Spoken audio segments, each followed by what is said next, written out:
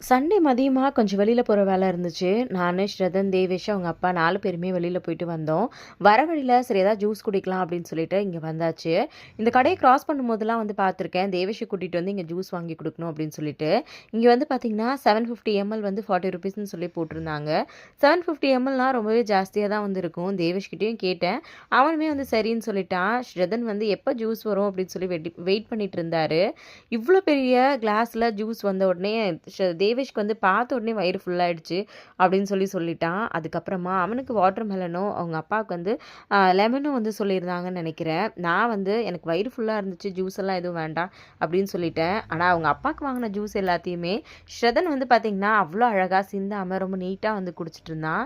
எனக்குமே பார்க்கறதுக்கு ரொம்ப அழகா தான் வந்து இருந்துச்சு. அவ்ளோ கியூட்டா அந்த ஸ்டால அவ்ளோ அழகா வந்து குடிச்சிட்டு இருந்தான். தேவேஷ் இன்னைக்கு என்னோட லஞ்ச் முடிஞ்சிருச்சுமா. இதுக்கு மேல எனக்கு எதுவுமே வேண்டாம் அப்படின்னு சொல்லிட்டான்.